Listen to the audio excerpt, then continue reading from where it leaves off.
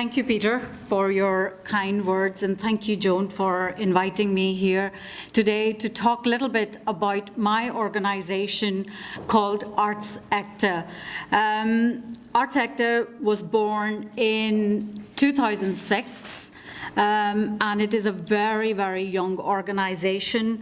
And why was it born? It was born to see the local experiences at the ground level, and also Belfast being given the raised hate capital of Europe.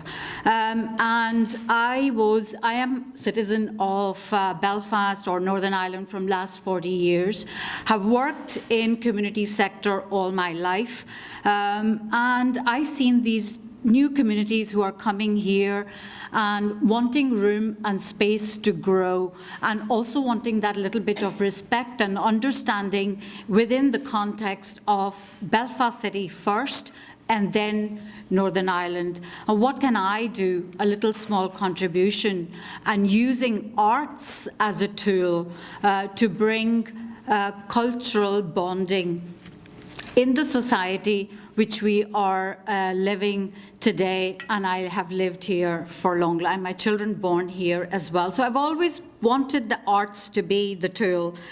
Whether I did the right thing or not, I'm not too sure. Now that the arts is always in a controversy topic, as I definitely believe what Morris has said, that regeneration should be given less money and arts should be given more to make those changes for the settled, the new communities who are coming in, and promote that equality and understanding and community cohesion through medium of arts. I am not going to bore you with a lot of things what ArtsEkta does, but as Peter has said, that I do run a very large international festival called Belfast Mela, which is basically in the end of August, and we get approximately about 30,000 people attending that one event, with a lot of outreach which goes around all the year round. And they make that as a shared space, and especially the minority ethnic communities who come and enjoy their space and their time, and they want to share their experiences, and that their culture comes alive in last bank holiday weekend in Botanic Gardens, and it is absolutely amazing if we get the weather. And we've been very, very lucky. We have been having a fantastic weather. I'm not going to show you that video later on, but I would like to talk about two projects which I have been sort of running currently, and one which is just recently finished. So what is that project? It is the role of arts addressing the needs of refugee and asylum seekers. As you know, that is a very hot topic at the minute, and every country is having some influx of a lot of refugees and asylum seekers coming into their countries. So, role of arts. This is a group of ladies who are from Somalia, and I started to I had a lot of meetings with Public Health Agency, who are my funders, and I've been running this project from last 3 years. And it was, my first partner was Extern. Extern is an organization which believes arts anyway, but and also gives the room and space for these new communities who are coming, refugees and asylum seekers who are totally homeless, and they just do not know where to go, how to go, and they carry a lot of burden. So Extern is the one who give them the room and the space and housing and all other needs which they have. And the ladies who I showed you in the last slide are the ladies who have gone through a lot of problems, a lot of issues, a lot of trauma in their life. When they arrive here in Belfast, they're still going through that trauma, and their needs are very basic. And the basic needs are home, shelter, which is very important, food, which is again, very important, and also clothing, bedding, and all those sort of things, which they have no money to buy. So I, after doing a lot of consultation with them, they had something which they wanted to do was to, whenever the old clothes are given to them, to sew them, to make them to fit their needs, to maybe give them, their children, cut some clothes here and there and provide that, to their children and all those sort of things. So it was very, very important. And also to keep their native skills alive, because in our countries or wherever we are, a girl or a woman is taught from that age to do knitting, sewing, and all those sort of things, and we make ourselves believe that those are the essential things which we really need to keep the household alive. So they wanted to bring those native skills back, and once we started to do that in a group environment, in a very safe environment, they forget about their trauma. They talk, they listen to each other, they sew, they knit, they alter, and I provide them with all those facilities as well. And to keep their mental stability alive, as I said to you, they forget about their traumas because they do go through lot of issues in life. So we just looked at the basic needs of those participants, and after giving them the second-hand clothes and then they start to sort of, become very comfortable and also creating a special art piece where it is just maybe a basic art piece, but they start to create that to hang in their specific room, which has been allocated to them by extern or by other statutory agencies who are looking after them. We meet every Tuesday, 2-hour session, and they do their basic skills of sewing, embroidery, and knitting. Now, a lot of people will think that's not arts. That's not really arts, but for me, that is an art because you are bringing them together and you are talking through the skills which they have. And the women are all from different cultural backgrounds. So the slide you've seen, the photograph you've seen were from Somalian background, but then there are from Kurdistan, they are from Bangladesh, they are from Nepal, and some of the Chinese women as well. So there's a whole fabric of lot of different types of women who are coming together. I started with 3 women attending about 3 years ago, and now we have 25 women who come together every Tuesday afternoon to do something or the other which their needs are. And they take the ownership of that program and they do quite a lot of learning with each other. Now, the barrier is language. It is a huge, big barrier for them, but we, as I said, arts has got no language barrier, so the communication is needle, thread, knitting, and sewing. So it becomes a real good asset. Now, this is a photograph again of what I said to you, that we started with 3 ladies who were, there are 3 ladies, and obviously, childminding was a big issue, so we had to bring somebody from Sure Start to look after the children, and there's me and the artist Caroline, and also extern rep there. And this lady here called Mariam, who is from Somalia, again still refugee status, she has been my communicator.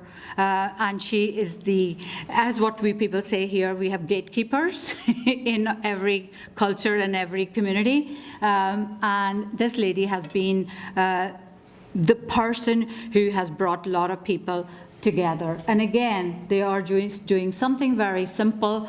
They are making their own robe. If you would see that Somalian ladies wear these long robes and all that sort of stuff, so they're making those little things. Intergenerational is very, very important. So that has been also taught to us from from our childhood, respect for your elders and respect for and work together. So this is the youngest lady who again has asylum status and had no English, nothing, but she wanted to do something in life. And what was it? She went to Belfast Met, started to do her English classes, and today she is running Nicholas, which is the Northern Ireland. She's part of that. Nicholas is a Northern Ireland refugee asylum seeker organization, and they are again sitting together and doing some work together. Again, intergenerational, as I said to you, this girl is only 17, and again, develop your personal skills. I can bore you with all those sort of things, but I would just like to say that the outcomes, even having a language barrier, it has been fantastic. They are really bringing the relationships between the host community and the participants, and all those overcoming those negative stereotypes which we carry about refugee and asylum seekers, that they are here to take our jobs, they are here to do this, they are here to do that. But this is something which we positively believe that arts play a very important role. Also giving a lot of contribution towards their mental and physical health of the participants. Now you will see that there's mainly women who are participating in it, as I show in the slides, but there are men who are also wanting to be part of this, but not doing sewing and knitting skills, of course. They are basically doing the cooking skills. So they are behind the scenes doing quite a lot of cooking, and which also helps them to sort of keep their mental stability and the traumas again. And increasing and developing strong partnerships between the institutions and the organizations. And I think that is something very, very important. And Public Health Agency, I've been very, very lucky to be able to, they have believed in the work which ArtsEkta has done and the changes which we have made, and they are giving me that service level agreement to keep that work going, as what Jenny has got from the health authorities. And I think that is something very, very important to do. So this is the last slide, which is a very happy family. And that takes place in Home Plus, which is in University Street, every Tuesday afternoon. And it's growing really tremendously. So this is one little part of ArtsEkta, what we do. We run other programs called Cultural Coach, which goes all around the schools of Northern Ireland. And I have a Sanskriti project, which is the Indian Heritage Project, which is looking at the trade mission between India and Northern Ireland. And also we have South Asian Dance Academy, as what Joanna had said, that there is a musical which they produced. We also produced one musical, and we involved a lot of people in it. 35 young people were part of that musical, and that was Bollywood Comes to Belfast. And it was done in Waterfront Hall for 3 nights, and we were totally sold out. So there's plenty of, but one little project which I'm going to show you the video of it, that 10 years what we have achieved through participation, is the 9 Nights, which was my latest project, which is just finished. As you can see, that Diwali, the Festival of Lights, is celebrated all over Europe, all over India, all over the world. But why is it that Belfast is not celebrating that? Or why cannot we have the participants who can enjoy that? So that was something which was funded by Belfast City Council and Arts Council, and we produced this fantastic project, and it was an 18-month-long project, and you're going to see the video of it now, and that's the work which ArtsEkta does. We are still a very young organisation, and I've learned a lot through, in 10 years, what you can achieve.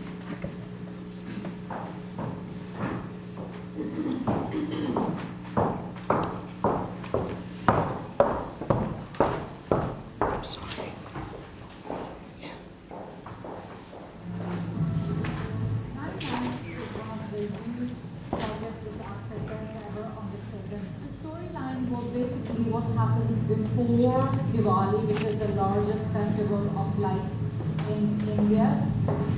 9 nights traditionally is a celebration of the creation of Goddess Durga. The nemesis and the whole reason why she is created is to defeat the heathen lord. With Belfast City Hall representing the tyrant palace, the way that he comes out and gives that commanding speech, we wanted the procession to work with the story, and so we decided to have the procession as a protest march by the people on the tyrant palace.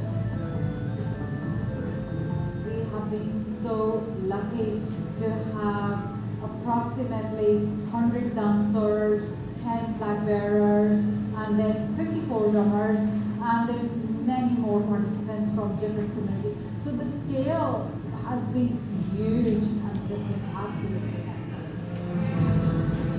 ArtsEkta have an amazing track record of hosting and staging spectacular events, and they've been key influencers in the prosperity and the diversity within our city. The arts are trying to help celebrate culture. Events like this certainly prove that it brings lots of people together from all over the city to celebrate something that they might not really be involved in or be interested in, because it's on an epic scale. People want to check it out, and through that, everyone celebrates a culture that they're not familiar with. I think we've seen it tonight. It's been a success, and it's fantastic that council could play a part in a range of funding in supporting what is an amazing 9 nights festival. I think every city should have events like this. Certainly Belfast, absolutely. I think Belfast needs it. There is a huge appetite for it here in Belfast.